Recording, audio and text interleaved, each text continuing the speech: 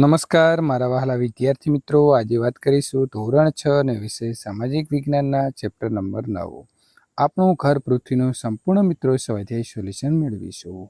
એ પહેલાં ચેનલની અંદર પ્રથમ વખત આવ્યા છો તો મિત્રો ચેનલને ખાસ સબસ્ક્રાઇબ કરી દેવી. વિદ્યાર્થી મિત્રો, પાઠ નંબર 9 આપણું ઘર પૃથ્વી, પ્રશ્ન નંબર 1 સાચો વિકલ્પ પસંદ કરીને જવાબ આપવાનો છે. હું સૂર્યની સૌથી નજીકનો ગ્રહ છું, તો વિદ્યાર્થી મિત્રો સાચો જવાબ આવશે બી, બુધ. 0 અક્ષાંશ વૃત્ત કયા નામે ઓળખાય છે, તો સાચો જવાબ આવશે સી, વિષુવવૃત્તના નામે ઓળખાય છે.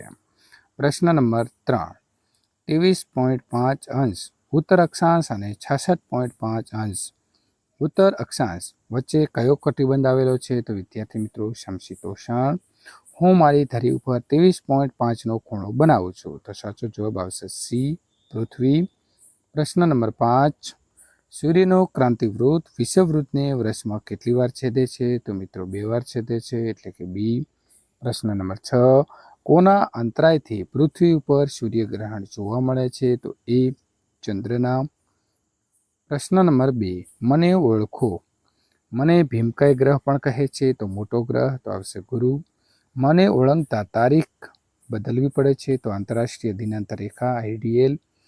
હું 90 અંશ દક્ષિણ અક્ષાંશ વૃત્ત છું, તો આવશે દક્ષિણ ધ્રુવ. હું પૃથ્વીની આસપાસ ફરું છું, તો આવશે ચંદ્ર, પૃથ્વીનો ઉપગ્રહ. હું ન હોઉં તો જીવસૃષ્ટિ નાશ પામે, તો આવશે સૂર્ય. ખરા ખોટાની વાત કરીશું વિદ્યાર્થી મિત્રો. ચંદ્ર સ્વયં પ્રકાશિત છે, તો આવશે ખોટું.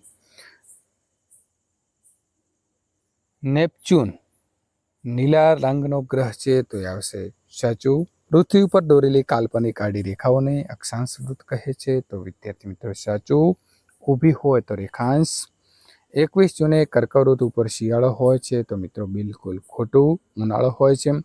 વિષુવવૃત્ત ઉપર ખૂબ જ ઠંડી પડે છે, તો એ પણ ખોટું. 90 અંશ ઉત્તર અક્ષાંશ ઉત્તર ધ્રુવ કહેવાય છે, તો એ સાચું આવશે. પ્રશ્ન નંબર 4 નીચેના પ્રશ્નોના ટૂંકમાં ઉત્તર આપો. પૃથ્વીની ગતિઓ કેટલી છે, તો 2 ગતિ, પરિભ્રમણ એટલે કે રોટેશન અને મિત્રો પરિક્રમણ. ધ્રુવનો તારો કઈ દિશામાં જોવા મળે છે, તો ધ્રુવનો તારો ઉત્તર દિશામાં જોવા મળે છે. સૂર્યમંડળનો સૌથી ચમકતો ગ્રહ કયો છે, તો સૂર્યપ્રકાશ એ સૌથી ચમકતો ગ્રહ છે.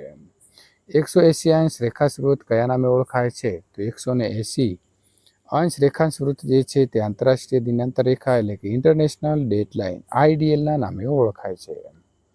પ્રશ્ન નંબર 5 નીચેના પ્રશ્નોના ઉત્તર 3-4 વાક્યમાં આપો. પૃથ્વી પોતાની ધરી ઉપર ન ફરે તો શું થાય? જો પૃથ્વી પોતાની ધરી ઉપર ન ફરી હોત તો અથવા ન ફરતી હોય તો તેના બધા ભાગો વારાફરતી સૂર્ય સામે આવતા ન હોત, પરિણામે દિવસ અને રાત ન થહોત.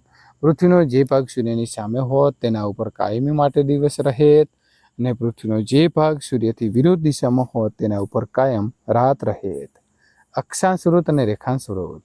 તો અક્ષાંશ વૃત્ત એટલે પૃથ્વીના ગોળા ઉપર દોરેલી આડી કાલ્પનિક રેખાને અક્ષાંશ વૃત્ત કહેવાય છે. રેખાંશ વૃત્ત તો પૃથ્વીના ગોળા ઉપર દોરેલી ઊભી કાલ્પનિક રેખાઓને રેખાંશ વૃત્ત કહેવાય છે. ફેબ્રુઆરી માસની અંદર ક્યારેક 29 દિવસ હોય છે, વિધાન સમજાવો. અથવા તો લીપ વર્ષ કોને કહેવાય? તો પૃથ્વીનું એક વર્ષ 365 દિવસ અને 6 કલાકનું હોય છે. 6 કલાક એટલે દિવસનો ચોથો ભાગ કહેવાય. ચોથા ભાગની ગણતરી કરવાનો અવગડ ફ્રી હોવાથી 365 દિવસોએ વર્ષ પૂરું કરવામાં આવે છે. બાકીના બચેલા 6 કલાકને દર 4 વર્ષે ફેબ્રુઆરી મહિનાની અંદર એક દિવસ વધારીએ એટલે કે 28 દિવસના બદલે 29 દિવસ કરીને સરભર કરવામાં આવે છે. આથી ફેબ્રુઆરી મહિનાની અંદર ક્યારેક 4 વર્ષે 29 દિવસ હોય છે, તે વર્ષને આપણે લીપ વર્ષ કહીશું. કયા ગ્રહો આંતરિક ગ્રહો છે, તો બુધ એટલે કે બુધ, શુક્ર, પૃથ્વી અને મંગળ આંતરિક ગ્રહો છે. ઉત્તરાયણ એટલે શું, તો 22 ડિસેમ્બરથી સૂર્યના સીધા કિરણો મકર વૃત્તથી ખસીને ઉત્તર તરફ એટલે કે વિષુવવૃત્ત તરફ પડવાના શરૂ થાય છે, જેને ઉત્તરાયણ કહે છે. આમ ઉત્તરાયણ એ 22 ડિસેમ્બરે થાય છે. ટૂંક નોંધ લખો. તો ચંદ્રગ્રહણ. ચંદ્રને સૂર્ય તરફથી પ્રકાશ મળે છે, તેથી ચંદ્ર તરફ જતા સૂર્યના કિરણોની વચ્ચે પૃથ્વી આવે છે, ત્યારે પૃથ્વીના એટલા ભાગનો પડછાયો ચંદ્ર ઉપર પડે છે, અને ચંદ્રનો એ ભાગ સંપૂર્ણ અથવા તો આપણને દેખાતો નથી, જેને ચંદ્રગ્રહણ કહે છે. ચંદ્રગ્રહણ માત્ર પૂનમની રાત્રે જ થાય છે. સૂર્યમંડળ અથવા તો સૌર પરિવાર. તો સૂર્ય, ગ્રહો, ઉપગ્રહો, લઘુગ્રહો, ધૂમકેતુઓ, ઉલ્કાઓ વગેરેના સમૂહને સૂર્યમંડળ અથવા તો સૌર પરિવાર કહે છે. સૂર્યમંડળની અંદર બુધ, શુક્ર, પૃથ્વી, મંગળ, ગુરુ, શનિ, યુરેનસ અને નેપચ્યુન એ 8 ગ્રહો આવેલા છે. આ બધામાં મંગળ, બુધ, ગુરુ, શુક્ર અને શનિને પૃથ્વી ઉપરથી નરી આંખે જોઈ શકાય છે, જ્યારે યુરેનસ અને નેપચ્યુનને શક્તિશાળી દૂરબીનથી જોઈ શકાય છે. આ બધા જ ગ્રહો લંબ વર્તુળાકારે સૂર્ય જે છે તેની પ્રદક્ષિણા કરે છે. સૂર્યમંડળના બધા જ ઉપગ્રહો ગ્રહોની આસપાસ ફરતા રહે છે અથવા ફરે છે. પૃથ્વીની એક ઉપગ્રહ એટલે કે ચંદ્ર છે. ગુરુ, શનિ, યુરેનસ, નેપચ્યુન અને મંગળ 2 કે તેથી વધારે ઉપગ્રહો છે, જ્યારે બુધ અને શુક્રને એકેય ઉપગ્રહ નથી. મંગળ અને ગુરુના ગ્રહ વચ્ચે નાના નાના કદના અસંખ્ય લઘુ ગ્રહો જે છે તે મંગુ વચ્ચે આવેલા છે. કટિબંધો, તો કટિબંધો જે છે તે મિત્રો 3 વિભાગ પાડી શકાય. ઉષ્ણ કટિબંધ 23.5 ઉત્તર અક્ષાંશથી લઈને 23.5 દક્ષિણ અક્ષાંશ વચ્ચે આવેલો વિસ્તારને ઉષ્ણ કટિબંધ કહેવાય. ઉષ્ણ કટિબંધના વિસ્તારોમાં 12 માસ સૂર્યના કિરણો સીધા પડે છે, તેથી આ વિસ્તારમાં પ્રકાશ અને ગરમીનું પ્રમાણ સામાન્ય રીતે 12 માસ રહે છે.